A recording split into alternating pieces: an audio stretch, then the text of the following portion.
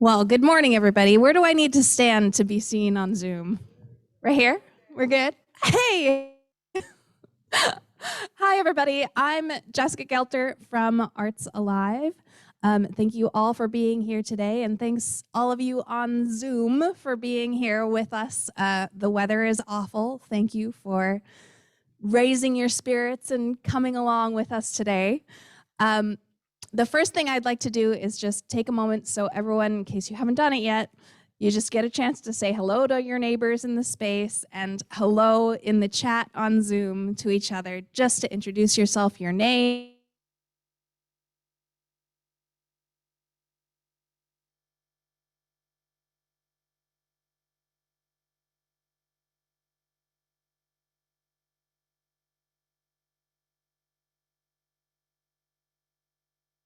What would these leaders do?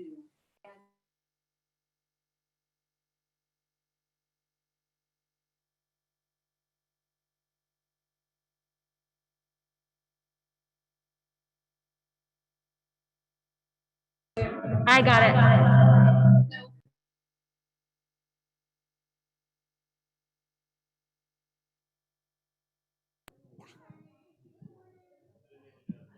All right. Hi, guys on Zoom.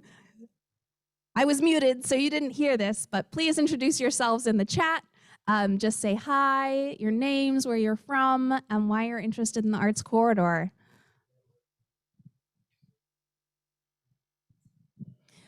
All right, so I'm really excited that you're all here today, and just a brief rundown of what Arts Alive is. Arts Alive is a nonprofit that supports artists and arts businesses all across the Monadnock region. One of the ways we do that is our Discover Monadnock project, which promotes events and all the wonderful amenities across the region. With our cultural calendar and our arts events newsletter. We also have workshops for artists. We have coaching for artists in partnership with the Hannah Grimes Center. We offer something called fiscal sponsorship for groups who would like to raise money under a nonprofit umbrella. Groups like Nova Arts, Ashwilat Concerts, the Makerspace in Peterborough are all businesses that we've worked with using our nonprofit status to help them raise funds to do the wonderful community work that they do. Also, the incredible Wall Dogs project, the mural project in downtown Keene. So really, we're excited about helping the arts in lots of different ways. Arts nonprofits we support by doing research, conducting economic studies and other studies about the value of arts and culture to the individuals, the economy, and the health of our region. And then the other thing we do is this. We bring people together around ideas, challenges, and opportunities that can elevate the arts community here in our region. We do this because arts are important, arts are a vital part of our economy, arts are a way for humans to connect with one another, and arts make our communities more vibrant, more viable, and more attractive to folks who we know we need to bring in to be a more sustainable community. So, today we're talking about the Arts Corridor project. The Arts Corridor began at a really great time, 2018, a meeting in my office with Jack Dugan, the executive director of Monadnock Economic Development Corporation. He had an idea. He got out a piece of paper and a marker and he doodled.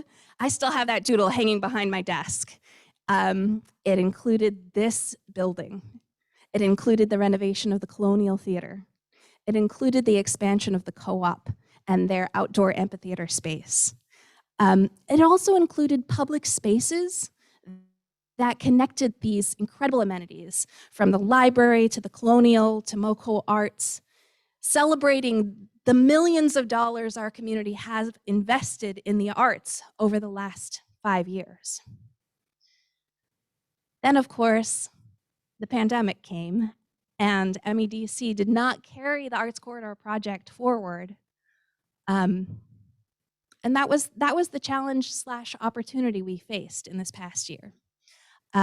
To get our brains around it, we applied to the Citizens Institute for Rural Design to help us attain this goal of how do we create this connective tissue between the arts institutions, the arts community in our region, and how can we use that opportunity to better support the arts economy here, the workers, the makers, the creative festivals that make our community so vibrant. It's been a delightful year. Being able to be selected for this opportunity and working with designers, the National Endowment for the Arts, and the Housing Assistance Council to bring this project, this vision along. And I'm so glad that all of you are here today, or all of you are there today, so that we can continue this conversation and see where we're at today, because we've got some really brilliant next steps. And I just want to take a moment to thank both our funders and supporters of Arts Alive, the New Hampshire State Council on the Arts, New Hampshire Charitable Foundation, all of the foundations and donors that make our organization possible, including our membership of artists and arts organizations. I want to thank the Keene Arts Core Steering Committee, many of whom are in the room today and a few of whom are on Zoom. And I want to thank our representatives and city leadership who have been really instrumental in helping us understand the needs and the mechanisms to make a project like this happen. We had this morning Pam Slack from the Senator Shaheen's office visiting with us. We had Jay Kahn come in on Tuesday night when we were doing our wonderful pop-up activity. And we have city councilors in the room and on Zoom today. So thank you, Mike and Mike, for being here. And now I'm just gonna make space for a wonderful welcome video from the National Endowment for the Arts. This is Jen Hughes, and I think she's going to introduce herself. So I'm gonna pass it to you, Brian, to make that happen.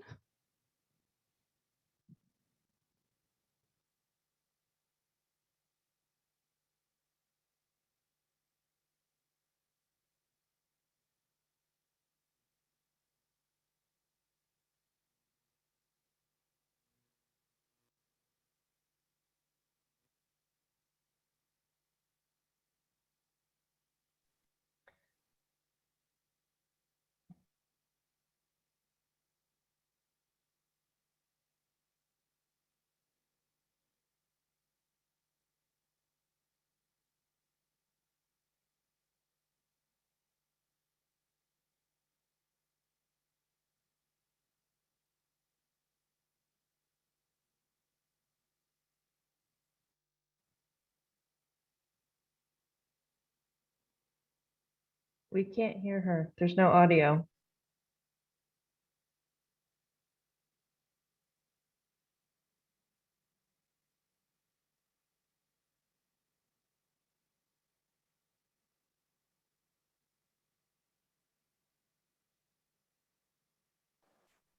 Jen, you are muted.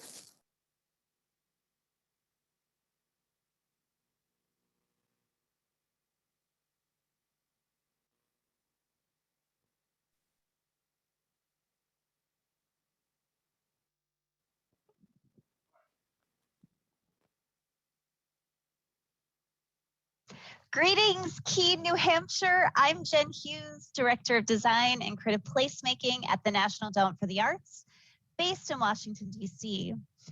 I wish that I could be joining you in person, but send my greetings and warm wishes from our recently sworn-in chair, Dr. Maria Rosario Jackson. The National Endowment for the Arts, known as the NEA, is a federal agency and the largest funder of the arts in communities nationwide.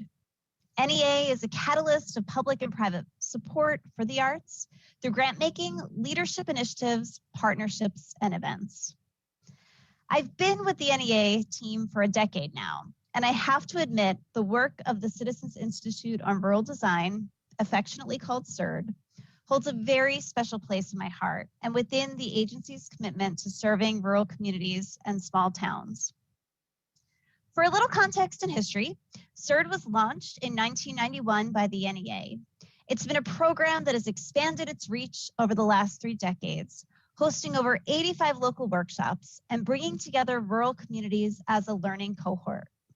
We're grateful for our partnership with the Housing Assistance Council and To Be Done Studio on leading the CERD program. CERD is a program steeped in the belief that design and culture play a profound role in helping shape the local economic, physical, and social outcomes in community. It's a program meant to support the visions of rural and small communities, but also is a program intended to lift up inspiration and approaches for peers to learn from and connect to. The work that you are stewarding and developing the Keene Arts Core will not only serve your local place, but will serve as a beacon for other rural communities to appreciate and learn from.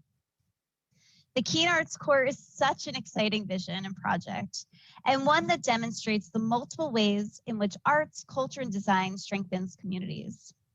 The arts and creative sector can help to celebrate and reflect key local assets and culture, can inject energy into a place and local economy, and can serve as a catalyst to envision new possibilities for the future. The focus of this workshop is deeply aligned with the work and commitment of the NEA to integrate arts into the fabric of civic life. Congratulations to all of you for leading with a really bold vision, and congrats to Arts Alive in partnership with the City of Keene and Colonial Performing Arts Center. I'm so excited to watch your vision unfold and to figure out ways that the NEA can support your work and vision in the weeks, months, and years ahead. Thank you for the invitation to join you today, and I wish you a wonderful workshop. Thanks, Jen. And I'm going to invite Stephen to come up here from the Housing Assistance Council. Greetings. My name is Stephen Sugg with the Housing Assistance Council. We're a 50-year-old nonprofit in Washington, D.C., and we have the privilege of carrying out for the last 3 years the Citizens Institute on Rural Design in collaboration with our design partner, TBD Studios, and those are the folks you really want to hear from, and so I'll get to that very quickly. I'm here with Natasha Moody on our team today. She's done a lot of work to support this workshop, so if you've seen Natasha, thank you for your work as well. And hack what we really do, why Omar and Candace are doing the design, the schematics. Natasha and I were looking yesterday at ways that we can, as a national nonprofit, support the work going forward here in Keene. We're talking about affordable housing. We're talking about community development.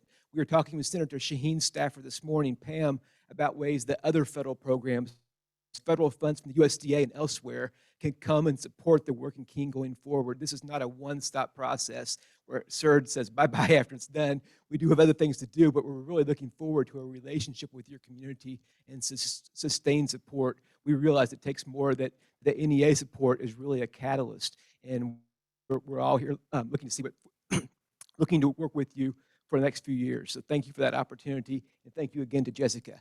But I get the privilege today of introducing Omar Hakeem and Candace Maloney Franklin with TBD Workshop. They are world-class, award-winning architects who have devoted their careers to helping rural and other vulnerable communities. They've done a great job. We love working with them. And with no further ado, they have some really cool stuff to present this morning. So here's Omar and Candace.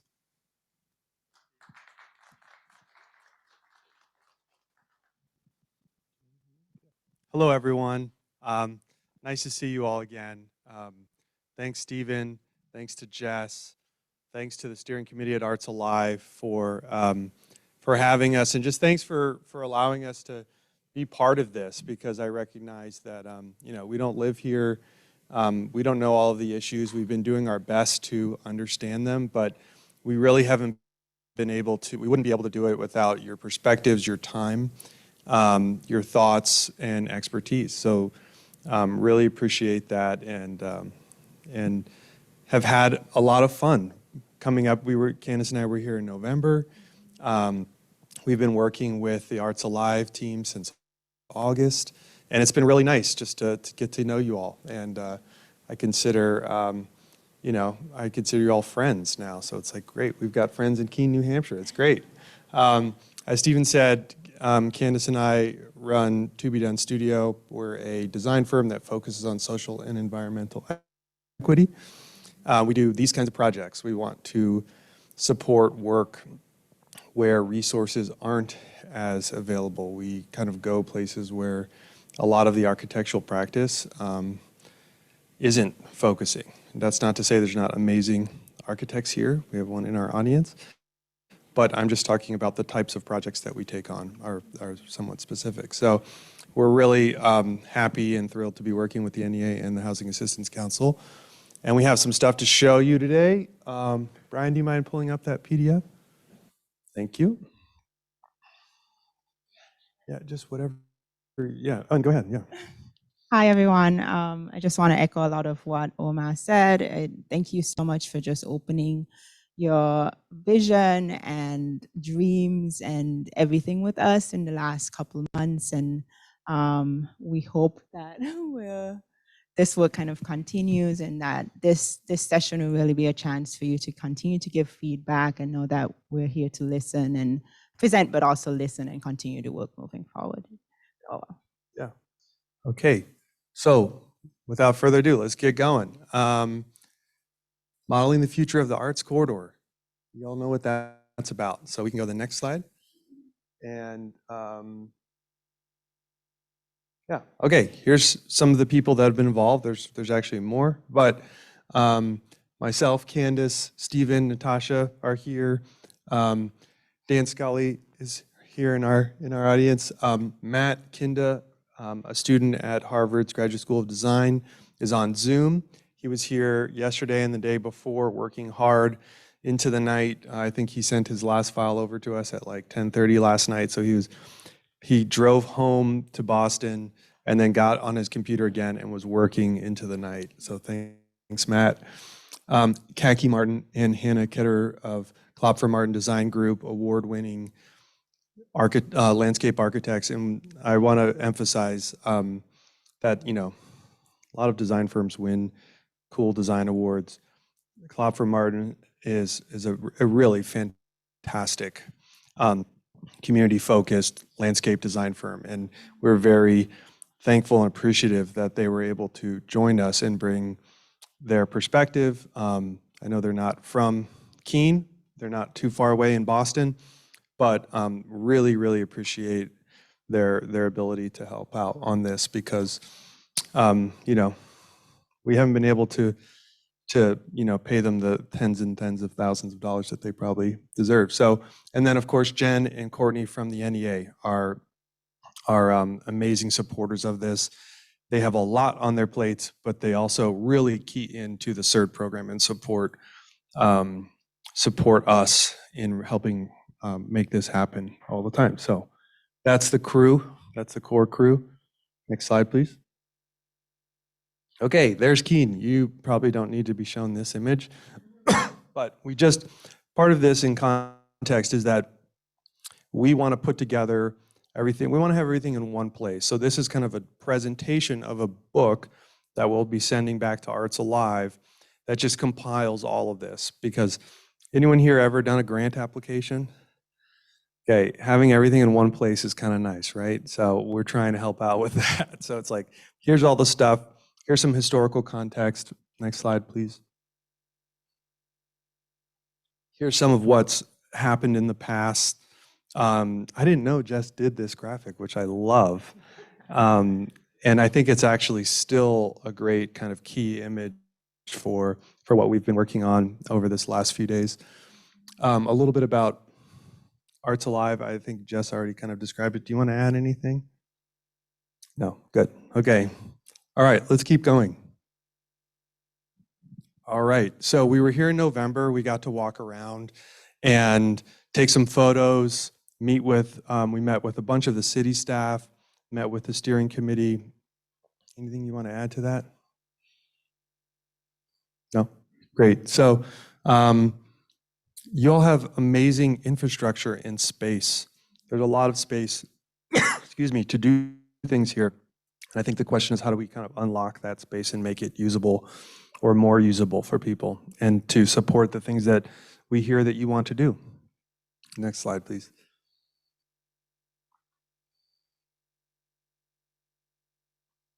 Okay, Lindy's, great breakfast. We were there this morning.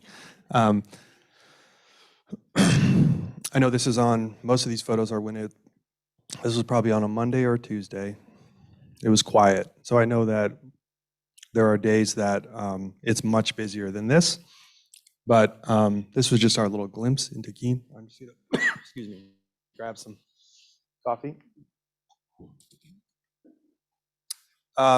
Okay, so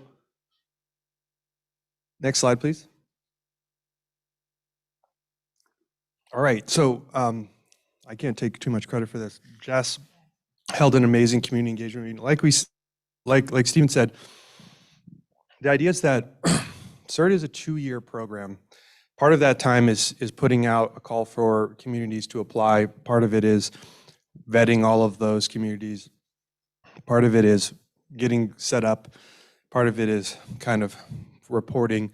But we're hoping to be connected to, at least in the specific component of the CERT grant, at least 18 months with everybody. But it really is a long relationship. The communities that we worked with in the last cycle, 2019, 2020, we're still connected with and working with.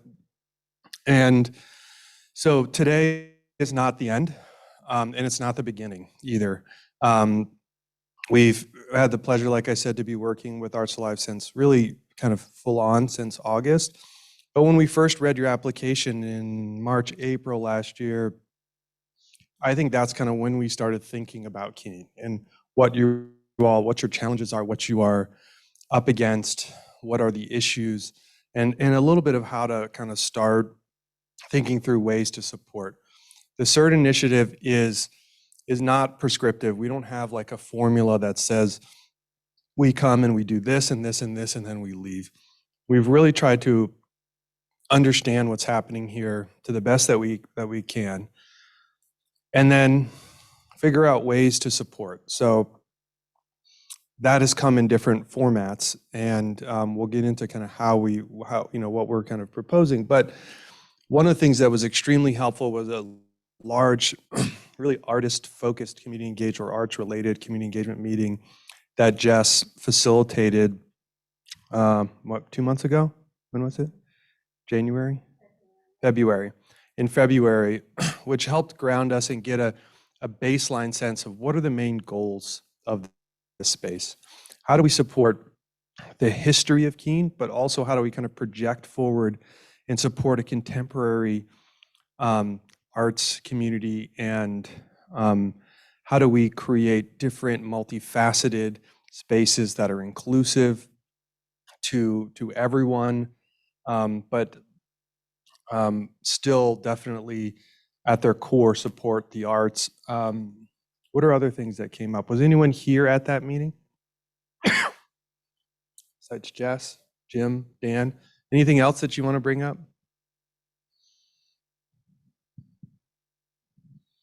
I will say that we did also have another engagement meeting where we had the chance to kind of listen to some of the work and designs that was presented. There've been a couple of versions as well of what this arts corridor can be. And so really just taking some time to listen to what worked and what didn't work and really get feedback so that when we're doing our process, we have that information and knowledge to move forward in a hopefully a positive way and more of a collective way. So part of the work was having this, but also knowing that we did do a couple other engagements as well. So yeah, we looked at the Monadnock EDC Arts Corridor plan and talked through what was working there, what was not working. Why did it not go into implementation? What were the challenges? What were the things that it did really well? We looked at the Arts Alive charrette that Dan Scully's firm led that helped kind of pave a way and give us a baseline framework. What was great about that? What do we need to improve? We looked at the transportation hub plan, which kind of also was right in this specific area. What was good about that? What could be improved? And then also preliminary designs for Main Street, some of the kind of ways that traffic and pedestrian routes were being considered, and kind of went through all of that, as well. So thanks for bringing that up. All right, we'll go to the next slide. Okay, and then we were here all day in this room on Tuesday. meeting with you all, which was a pleasure. And we learned a lot of stuff. So we'll kind of go into what we talked about. Next slide, please. So one of the activities was actually kind of looking at the site on a more macro scale and just what's happening in this downtown arts core. There's actually 2 layers, so it's 2 groups for each one of these. And I'll kind of go into an interpretation diagram of this that that kind of breaks some of that down, but I can also, when we go into breakouts, I'll bring out these drawings so you can just kind of see what was on the paper, what was on the page. Next slide, please. All right, so I'm going to try and capture as much as I can, and I'm going to wave in the general direction so you guys kind of imagine where I'm pointing. So one of the things that is obvious but was brought up is that Keene has a great Main Street corridor. It helps, the businesses on the corridor do well, that it has a nice urban condition, even though, this is the Citizens Institute on Rural Design. It is an urban condition where you have a nice street wall of buildings, a nice street section, median traffic lanes, relatively wide sidewalks, and then another building. So you kind of create this framed space. But one of the big questions was, how do we get people to turn and kind of use this this great kind of east-west axis? So that's something we'll be talking about. And I know that a lot of people use the bike trail and a lot of people use Railroad Square. And I think what we're talking about when we say getting people to turn, it's also, it's visitors, it's college students, it's people that aren't already on that path, but there might be something that kind of encourages people to move into this other space. And I'll also say, as another disclaimer, that obviously people turn and use it for parking because that's one of the major assets here. But I think we're also talking about how do we get people to turn and imagine the use in a different way than just for parking or for a more utility back of house kind of part of Keene. There's some barriers that people aren't really traveling around and making the turn onto Roxbury. That's something that Taryn brought up. There's some great arts assets on Roxbury and off of Roxbury, but how do we get people to not just stop at the circle, cross the street, and then go back south? How do we get people to make some of these turns and see that there are things that are great to visit, shops that are great to, shop in? Yeah, and that, I think one of those barriers is there. I think one of the barriers is kind of really probably you could take that red squiggly line and move it further to the west and say, why aren't people going further past Railroad Square as much? That's what we heard. It's a great space, but what's stopping people there? And then I would say, yeah, same thing on the far west side. Why? I know bikers will go, but like, why aren't people using that space more? And I have ideas about that. It's probably because there's not a lot for a person there, a walker, a pedestrian, a visitor. There's plenty of space for parking, but what else would you go there for? We talked about sidewalk widths. That was a big one. We talked about traffic and cars and pedestrian safety, whether or not bikers feel safe. We got some feedback that the rail trail is great, but if you're traveling in other directions, that bikers haven't felt as safe. What else was on those things? Well, we'll keep going. Next slide, please. Okay, so we did another exercise, and we'll have all of this stuff out for you guys in breakouts, but this was just a scenario kind of planned. You want to talk about this, Candace? So for this activity, we focused in really on one spot. This diagram really shows the yogurt and barbershop area of 25 parking spaces. And this is really where currently we have the market happening while also having packing. And so we did an exercise to reimagine that of, is this working for you? Is the tents and packing combined in this open space working for your needs to bring kind of arts in? Or can we imagine other stuff? And so part of the conversation and really a huge seller was really having an area that's covered and really focused on the activities happening there that shield the weather and make it more of a pedestrian feel. And in order to do that, a lot of the conversation really focused in on what, as you can see, the red dots represent the most popular options of, do we really need green space? Do we need an enclosed building? What would really help the city of Keene to activate this site and reimagine it? And so this wasn't really meant to be about specific design, like, okay, is the roof like this or like this? There were questions about, can the space be shared with cars or not? Can the space have enclosure or should it not? And that's kind of what we were talking about. And we'd love to get some feedback on that today. So start thinking. Next slide, please. Do you want to go through these? We also did a precedent visual study of, if we can reimagine this area, what are the things that you hope for?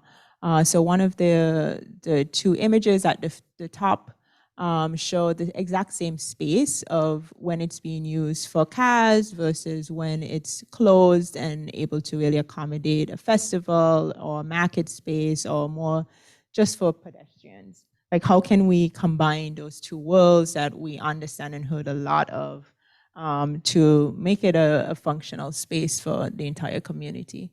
And then we also kind of touched a little bit about bringing in green into that, that parking spaces don't necessarily have to only be asphalt. It can kind of incorporate some of that green elements. And is that something that you hope for in that area as well?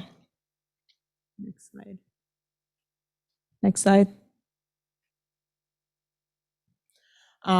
Here we kind of looked at market spaces of, if we do have a covered area for having these types of events, what are you hoping for? Is it something that's more completely closed, something that's a little bit open, something that's just more of a shed that can host different tents under it?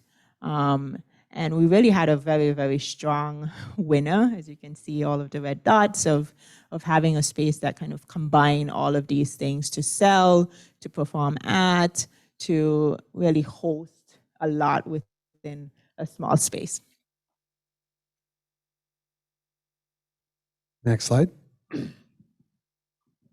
These images were about, what can be done just on surfaces with paint, with color, to bring the arts, to bring opportunities for artists to display art.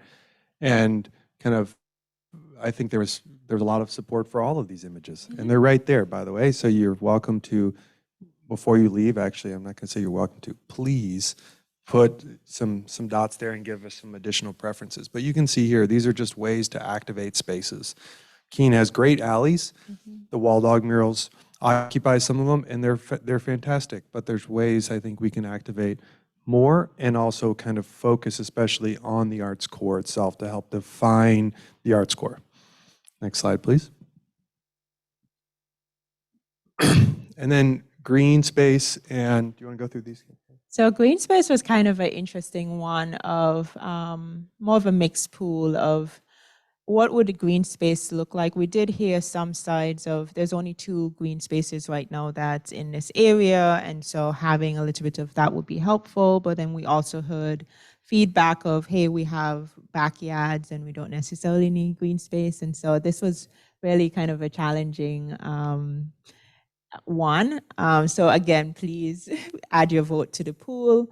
But the one that really won out is kind of having a combination of green, but also more usable, pavable space, and not necessarily just an open pack. It's the feedback that we got from that one.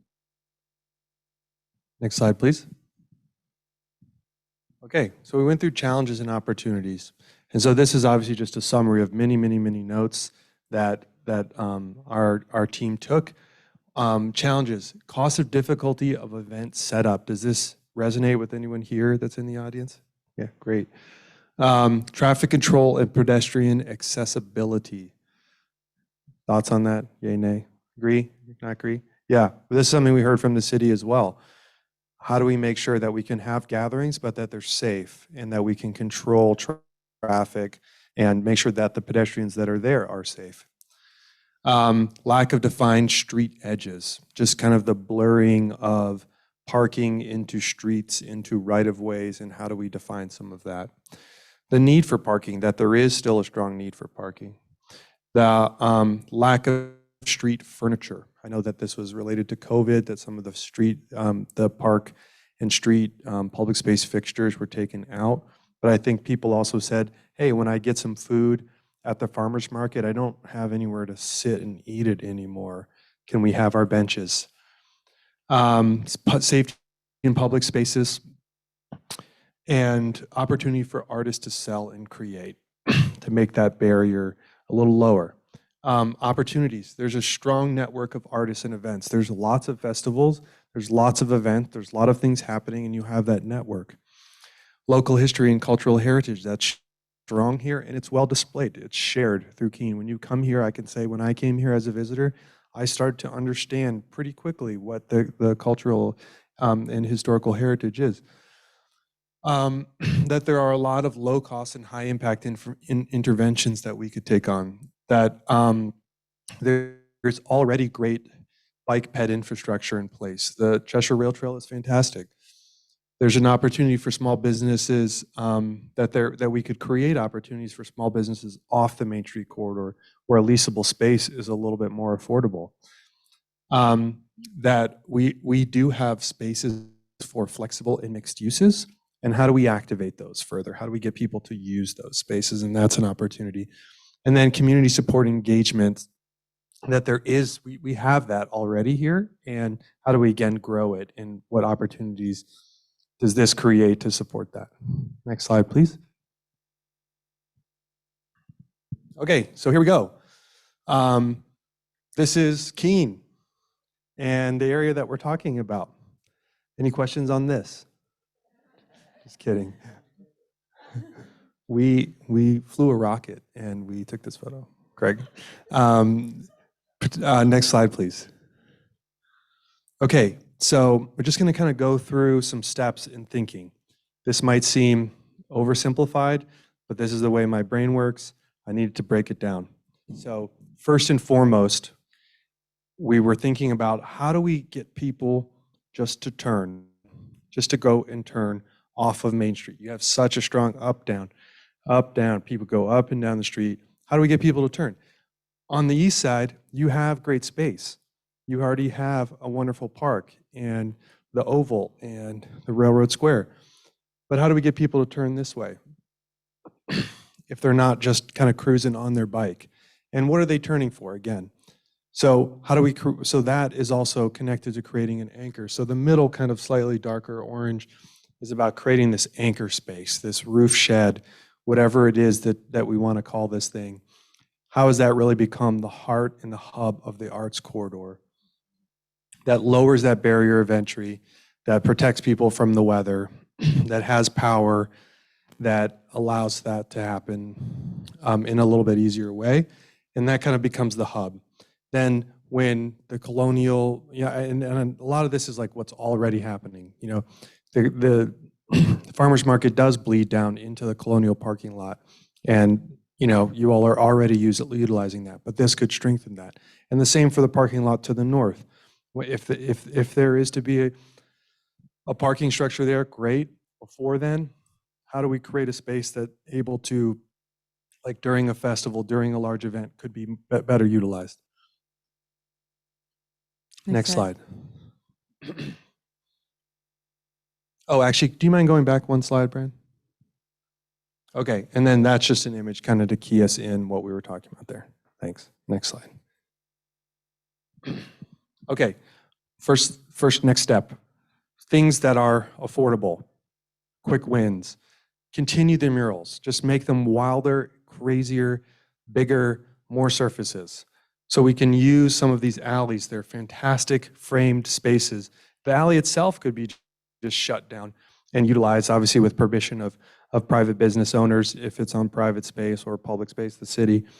But what can we do with surfaces? So, and even the bike trail itself, the side of the transportation building there, the old depot. What do we do there? What about the surfaces of the crosswalks themselves? Natasha pulled up some amazing research about, can you give me the figure? The speed was dropped by,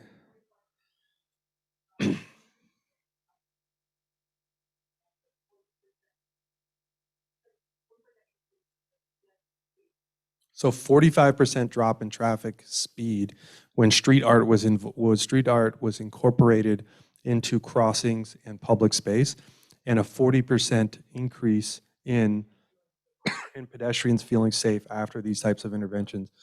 So we're thinking of this not only as a way to display art and to make an identity that this is an arts core, but also a way to actually slow people down and make people feel more safe. And these are affordable, temporary interventions, like a crosswalk. If you paint that crosswalk, it's going to wear off. Great, that's fine. Do it again later, do it again, and then again, or not, but it's not something that you have to commit to and raise a ton of money to do. Next slide, please. The next kind of step, and I think this is an important step, but obviously this involves more infrastructure and is probably best to be aligned with the Main Street reconstruction. I know that Gilboa Avenue has some money set aside for it, is to start to really create a more urban bounded condition. That intersection at South James, Wilson Street is really loose. There's nothing there that says, obviously there's curbs, but it doesn't feel like the corridor, like the Main Street corridor.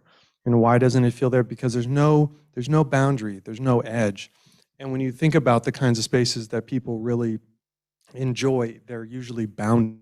That's a human condition. People always kind of cram themselves into these spaces that feel more human scaled. And so I think by better defining that intersection right there, when you come around the skate park and either turn or not turn off of onto Gilboa, the Wilson Street connection itself is very wide, and where you should be as a pedestrian and where you should be a car is not well defined. We heard that from people. I'm walking from City Hall to the bread store, and I'm like bobbing and weaving cars that are connecting around there. That when you walk out of Brubaker's and you go north up to the bike trail, that there's cars coming around behind you and you're not sure where they are and how fast they're going. So how do we define that space and create space for people and for cars? Sometimes they can be together, but a lot of times they need to be separate. On Gilboa and Main Street, that corner, that is a tight corner for people. It's an acceptable corner for cars. It's tight for people. And what happens is you have this amazing, 18-foot sidewalk on Main Street, and then you turn and the sidewalk goes down to, 6-7 feet at the most, and then it stops. And there's parallel parking there, but that doesn't encourage people to make that turn. So how do we create more space for people? And I still think have enough parking, but create a better balance potentially. And all of this is on the table for discussion, and we're just mostly reflecting what we heard. So I hope this doesn't seem like we're saying, do this, do that. It's just what we heard and some ideas. So again, street edges. And then the other thing just to bring up real quick is that we went through a couple different scenarios, but because Railroad Street is one way and that the city is trying to discourage left turns off of Main Street, we felt like it might actually be, the best scenario would be just to not have a crossing or a turnaround right there on Gilboa and Railroad. And for this reason, because you have, you're crossing, and you all know this better than I do, but you've got cars backing out of the nose-in parking. You have cars potentially turning around right there. You have cars turning off of Gilbo, onto Gilbo, onto Railroad Street, or sorry, off of Railroad Street. And then you have someone trying to cross. And I was there one day in November when there was two ladies with a group of kids. They were, either nannies or part of a daycare. And they were strapping in and clipping in all the kids into this tether system and making their way across. And as, a new parent, I'm like, oh my gosh, does the car need to be so present right there on this fantastic intersection? I think there could be a little bit better balance. And if you were to just not have that crossing, you're still getting the vehicle traffic going north and south, but it's fewer things to navigate, fewer directions that you're watching, right? Anything you want to add to this, Candace? No? And I want to get feedback on this, so be thinking about it. Next slide, please. Okay, and then once we've done that and defined more of these spaces, how can we actually open up and activate other small spaces and plazas? So over there on Wilson Street, wonderful location for a really fun street mural, another space to have art against the, along the side of the, we'll show you a rendering of this, along the side of the skate park. There's a fence, there's a surface there, let's use it. And also because Brubaker's such, from what we've heard and what we've experienced, it's such a wonderful cultural asset. How do we create something that when you go out the front door, you see that and it's like, okay, yeah, I'm gonna walk down there and make that turn. What's gonna draw us down there? So I think that's a great space. And then the wider part of the end, past Railroad Square, but before you get to the ellipse, is a great space as well. And I think if there was more seating, more fixtures, more places to spend time, people would start to use that more. That's what we heard. It's like, well, I just don't have a specific reason to go down there. But if you could gather there, I could see things not just needing to happen in this main arts core, area, that you could start to actually create kind of a bookended condition. So if the arts market grows and gets really big, there's arts there, there's a farmer's market on the other side, and then you have people crossing back and forth and really using both ends of the space and kind of owning it as pedestrians and as residents and as visitors, but that becomes really owned and used. And then the other part of it is, how do we, again, support, once we're working on this kind of more defined street boundary, how do we get people to love being there? And trees and planting is a great way to do that, because it's part of, again, the human condition. And by adding planting, you lose a few parking spaces. In some cases, you don't need to lose any. For instance, Gilbo Avenue gets wider because I think because the bus depot had a whole pull-off but the pull-off continues in width all the way down. It doesn't just stop and start again. It continues. So you actually have a ton of width to play with. You could expand into that and use that space to help to create additional planters. There's already planters on Gilbo. They're not necessarily wide enough, I think, to support a decent sized tree. But if you added 4 or 5 feet to those, you could actually plant trees.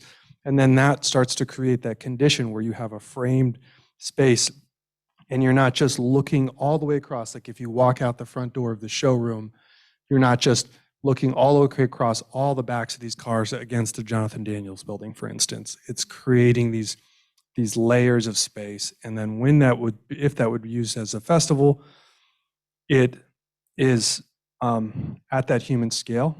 It also, when it comes to traffic safety, it was mentioned to us that the city is needing to set out bollards to support the safety of residents, and that's a cost that is incurred by the festival organizers often. Is that correct? So we can use trees and other planting to either disguise or to actually act as frames so that people aren't needing to set out big, heavy, unattractive concrete bollards and, let's say, make Gilbo a space that could be easily shut off, and that farmers market, arts market could really take over the rest of that space. And you still have access to Lindy's. They don't lose their parking and their customer, their ability to have people come and eat from the north. But you could start to frame up those spaces. And the same goes for the Colonial. There's space in this parking lot without losing parking spaces to add planting, which I think would frame up the space and probably feel more like New Hampshire, to be honest. Yeah, Jim.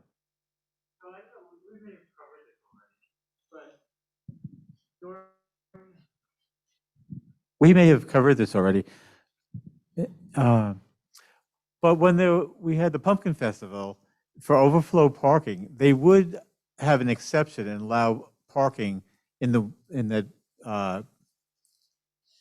area that the insurance company and the college has an agreement about. It can't be developed right now, but it is a big parking space, and possibly they would make the exception whenever there was a festival of some kind. Yeah, I mean, I haven't been talking too much about that space because I know there's some question marks as to what it could be utilized for, but I think it's a huge asset to this and a great way to expand. Next slide. Okay, so we'll just kind of do some before afters. Everyone knows what this is. Next slide. Look, it's done. Color, paint, things that are affordable and accessible, seating, overhead projection with lights, These are just strung up Christmas lights, but by framing that space, you help support a human scaled experience. So we're just doing that with color and paint and furniture. Next slide. We all know this space, and then after. So enlarged planting beds, a more defined, we're not changing the sidewalk, we're defining it. And this is a mural that was just painted on Tuesday night. And it's not right there, but now it is. And yeah, it's just a great surface. And could you actually go to the before again, Brian? This fence, it does the trick, but it could be activated and made beautiful. And again, this is the view, when you're coming out of Brubaker. So what would draw people down? And you'll see also, can you go to the after again? Again, just surface treatment on the ground. And that also defines, it says, hey, this is a pedestrian plaza. Maybe we actually close that street for a little bit and we could do something right there. Next slide. Okay, looking south, kind of out Lindy's kind of parking lot area, looking south towards the showroom where we are. Next. So roof covered, covered parking space. This is really similar. You guys already have stuff like this. The covered parking that Dan designed at the condos next to the co-op. This is very similar to that. It's probably a little bit wider and a little bit longer, but this is the same idea. You can park under it and then you can activate it. Next slide. When it's not needed for parking.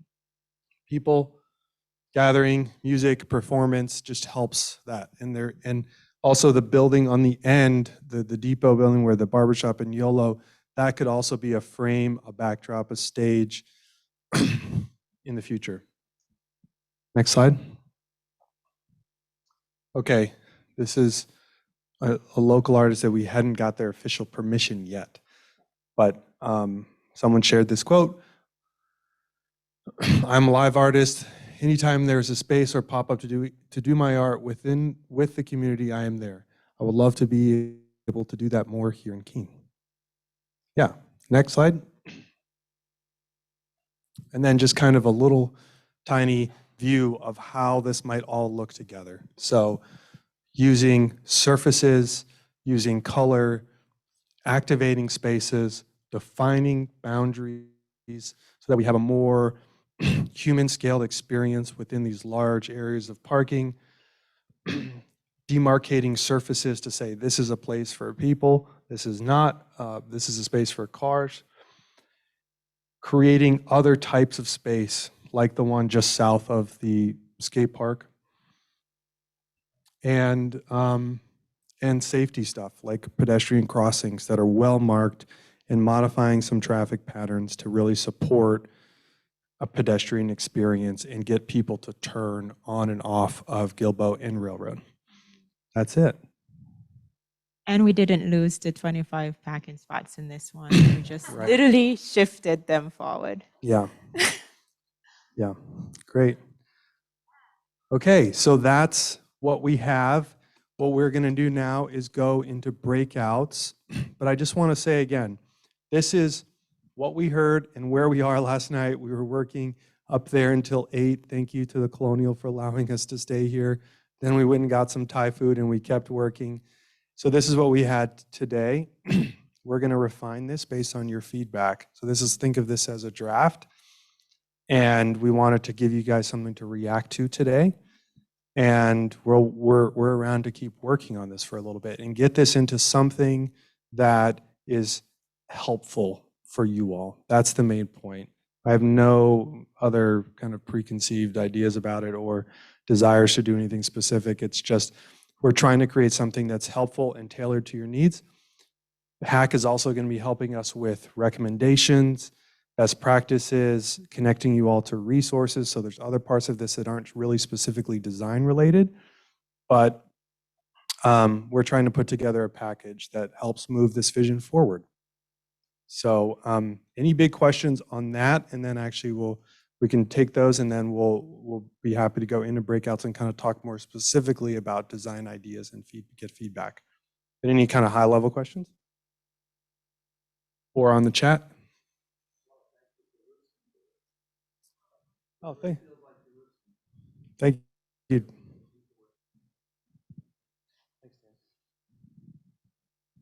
I just want to overall say that it feels like you listened to much of what has been articulated so far, and we've all felt that things are beginning to incrementally happen here, and feel that the steps you're suggesting are actually incremental steps. They're not huge revolutionary things that are impossible to happen. You propose things at a scale that are reasonable, and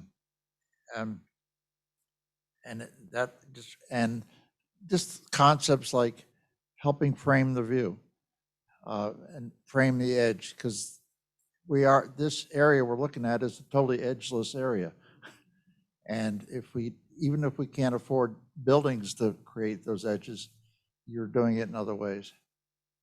And in dark winters of New Hampshire, the color will be very appreciated. Hi, Elizabeth Dragon. I'm the city manager for the city of Keene. And I don't have a question. I want to make a comment. I want to also thank all of you for the work that has been done on this project, and thank Arts Alive for making this happen.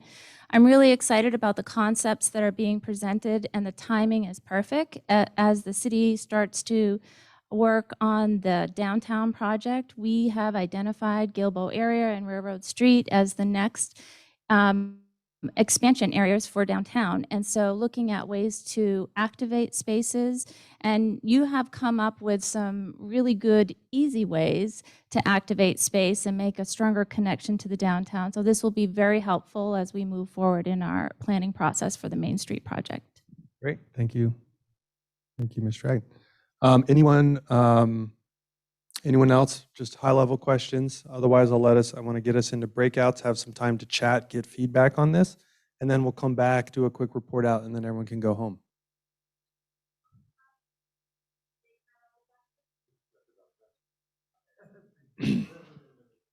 The question about public restrooms. Let's actually take that in the breakout, because I think that'll be good to talk about further. Okay, so what we're going to do is break us up here into two groups, I think. I'm wondering, I'm going to propose a challenge to kind of do that in a way that's helpful. So maybe Arts Alive Steering Committee, separate yourselves. City, can you break yourselves up a little bit? I think I know some of the city folks here, and then arts community, the same. So we can have kind of, it'd be great. I'd appreciate if we could kind of have two really kind of mixed groups. And then on Zoom, we're going to do, I think, 3, if it's possible.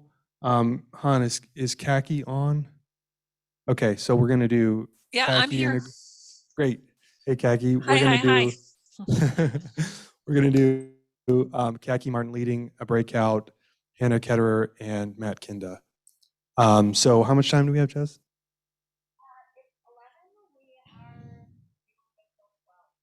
12 total. So let's say Discussion about this discussion about painting brick came up. We know that that's an important guideline in the city, but that someone mentioned the alleyway up near Citizens Bank and how successful the kind of paper mural was. And so there are ways around the painted issue.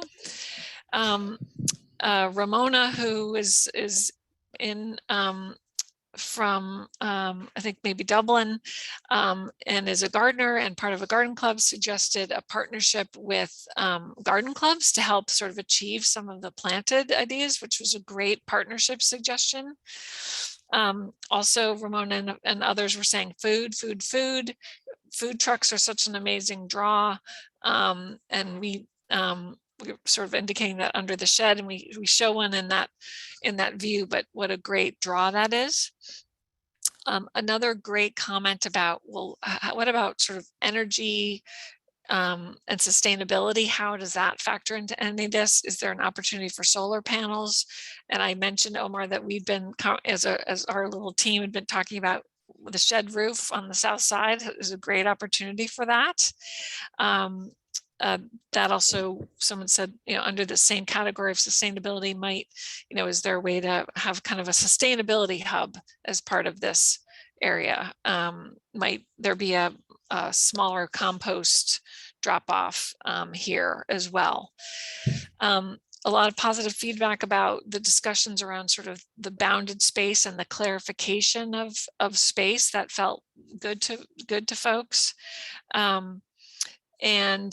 And also acknowledgement that, wider sidewalks in some cases at the expense of parking is a little bit maybe of a controversial, can be a little bit of a challenge and a little bit of controversy.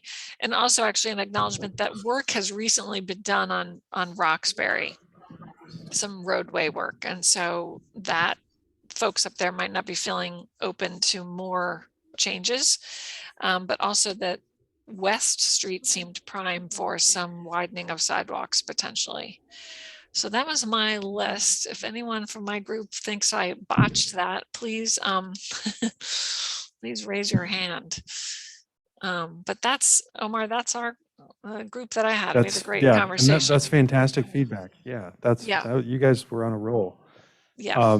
Thank you. No, those are great comments and things to incorporate in this, and you'll see that show up when we kind of do our final draft. Thank you for that. Let's do Matt. You good to go, Matt? Sure. Your group? Yeah, can you hear me all right? Yes. Great. So like Khaki, our group had a great discussion, and we had quite a lot of variety in the things we talked about. One of the most exciting ideas was the idea that the plantings could be particularly multi-purpose, whether they're fruit or nut trees or blueberry bushes, something that can help the locals better understand the natural systems in Keene. It can be, something you walk around and show your children and help them have a relationship with nature. They could also serve as opportunities to buffer some of the sound and protect against some car traffic. And generally, we also heard about the composting and other interest in sustainability goals. We talked a lot about pedestrian and traffic safety, particularly the idea of raised speed tables that could support this idea of painted crosswalks. So not only are they a different color, but they're a different height and help to slow down and make it easier to meander along and across Main Street. And then finally, we talked about not just 2D painted murals as a form of art, but also potentially sculptures or performance spaces, and how does that get incorporated? And there's a lot of excitement about supporting a diverse sense of the arts and how that exists along that corridor.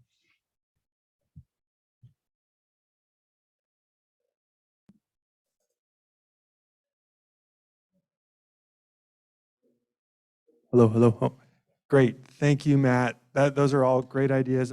I love the amount of kind of thoughtfulness about the types of planting, and that sounds fantastic. Like that would be such a fun, vibrant space to be experiencing all these different fruiting trees and shrubs. And I agree. Yeah, we heard a lot of the same things about the types of art, the medium, sculpture versus 2D versus performance art, So thank you for that. And thanks, Matt's group. Let's do Hannah's group. Hello, can you hear me all right? Okay, I'm having some really difficult internet things, so I'm going to keep my video off for that purpose. But yeah, we talked about so many different things. I'm going to try and hit as many as I can. We started talking about public restrooms and the need for that, but also the challenges with that. We talked a lot about kind of building on the momentum that the pandemic has created with dining outside and gathering outside and people's willingness to be outside, even if it is a little colder, and creating more spaces that facilitate that, whether that be just more benches, pocket parks, places to come together with just your family or members of the community. We talked about incorporating these ideas and these themes on Main Street as they rework it in the coming years in terms of incorporating sculptures, just kind of that arts theme throughout Main Street because it is being reworked, including places to sit, a lot like that. We talked about the covered areas and the success that comes with that, and other places. We talked about covered market in Montreal and how successful that is, even with the cold weather. And then we talked for a while about like kind of the theme of connecting the dots and creating this kind of overall theme of wayfinding and how do you know where to go to find what, whether that's a local business, a certain mural, a sculpture. So kind of creating that system, and maybe that system itself is an art piece, whether that's wayfinding on the sidewalk or things like that. Also how you could incorporate technology into that, but that's a whole nother system. Let's see, talked about the library, how that should be incorporated, the Keene Library, just as a landmark in the community. And then we talked about music and performing arts and culinary arts. And so, oh yeah, we talked about a lot. Let's see, did I hit most of the main themes from my group?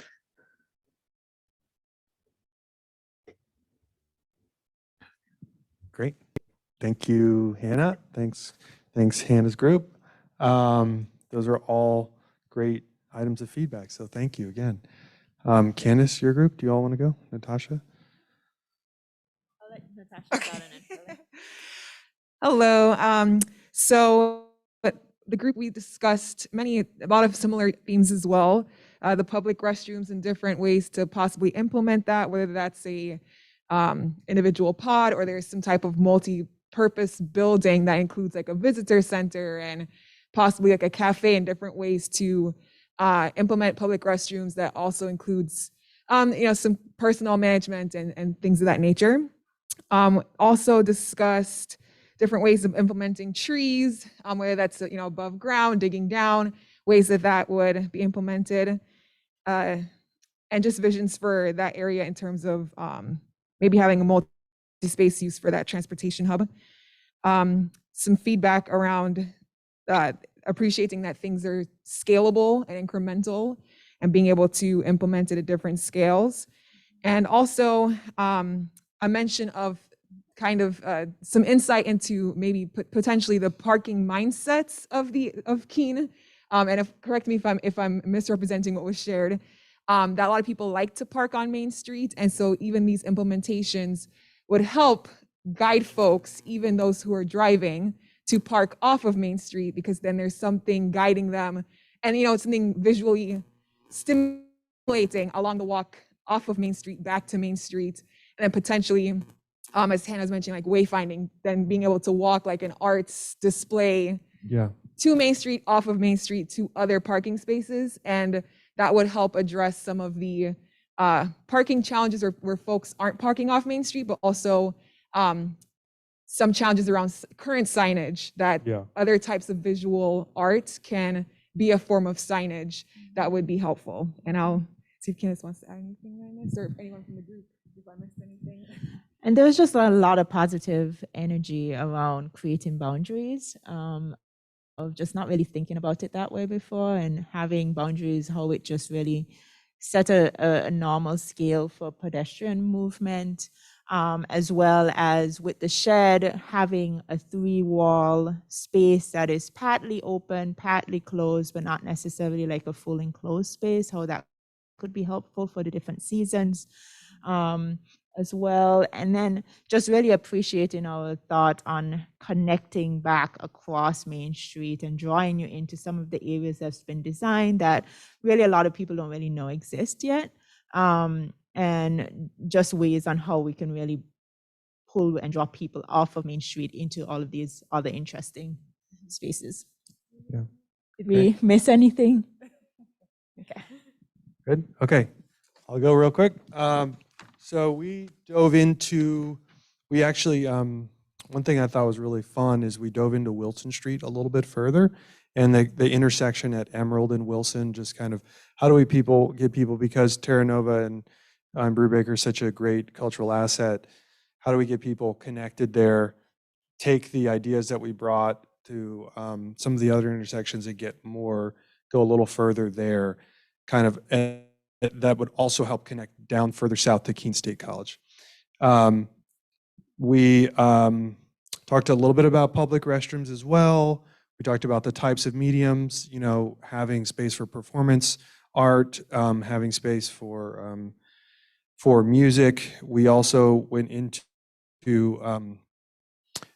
what other ways we could kind of activate that, the two buildings there at the transportation depot and the corner market. And let's see, what am I missing, crew? We talked about parking, the P word.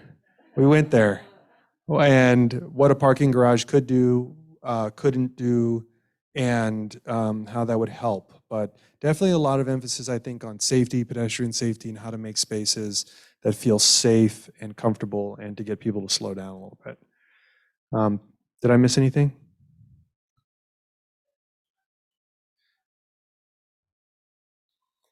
And yeah, and paint being usable. Give me more about that lesson. Right. Yeah, the paint, as permanent, as temporary, the wheat pasted stuff, just we kind of talked about that and got more clarification about that. And anything else? Yes, Rosie. Oh, we talked about, right. Yeah, we were talking we dove into the details of lane widths a little bit, the width of Gilboa being about, effectively, including the pull-off parking, about 68 feet, and what we could do to narrow it, how wide could it be.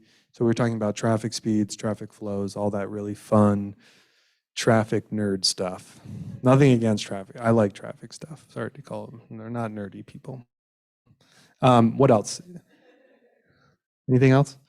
Yeah, and I think just a general, I would say it was a productive, positive conversation. We had a good mix of people in our group and good feedback. And one other thing, Rosie, you said, help bring us some kind of other visions of what's next, the what's next stuff. If we did this, then you could do this and then this. So we'll work that into the presentation. Yeah. So with that, we're done with the breakouts. Jess, do you want to close us out? Sure. All right. So thank you all for being here and being part of this. That was the formal part of this. You're welcome here in this space to stick around, grab a donut, have some coffee, and come back and ask Omar some questions. I think those of you on Zoom, you can pose your questions in the chat. And Han is doing a wonderful job moderating for us on Zoom, managing all of this. And they will be sending your questions to Omar in the space in real time as needed. So So, what's next? That's a great question. Arts Alive, we think of ourselves as conveners and instigators. We have these wonderful fiscal sponsees like Nova Arts and Friends of Public Art that do some really incredible work in the community, creating art, producing art, presenting art. We are looking for partners who can help create this work, produce this work, make this work happen, because we can't do it alone. So that's ask number one. If you have something to offer, if you're an organization that wants to get engaged with this work, we are here and we are happy to start bringing together all the partners that are interested to have these conversations to further the actual doing of the work. Number two, talk to your city council members, talk to your representatives. Let them know if this stuff excites you and this is the direction that you want to see Keene going in. Talk to the mayor. This is a great opportunity to get to know them and get to be engaged in the next design and vision processes of the full downtown, both with the Main Street project happening and other projects happening. Show up at city council meetings, make a comment in the public comment part of the agenda, which is right at the beginning of the meetings. It's a great time to make your voices heard in support of the arts. And then ask number three, as always, Arts Alive is a nonprofit organization. We rely on our members, our donors, to help support the work that we do and that we continue to do in bringing folks together, as well as the programs we offer supporting artists and arts nonprofits. So if you're inclined, if you've enjoyed the work we've done, if you value what we do, please consider making a donation. It would be greatly appreciated and enthusiastically used. So that's all for our formal presentation. So I'm going to just pass this back to Omar. If there's anything additional that you would like to say before we go, of course, I want to thank the folks at the Colonial here who've done such a wonderful job hosting us. I want to thank everyone. Yes. And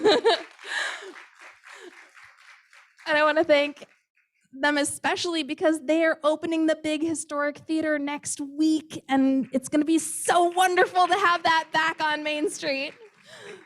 And I want to thank Han and the design team and all the partners in the steering committee that have helped make all of this happen. So, Just again, thanks for having us. Thanks for opening your arms up to our team over the last few days and in November. We appreciate it. We felt welcomed. And yeah, thanks to my team. Thanks to Courtney Spearman, who's here from the NEA.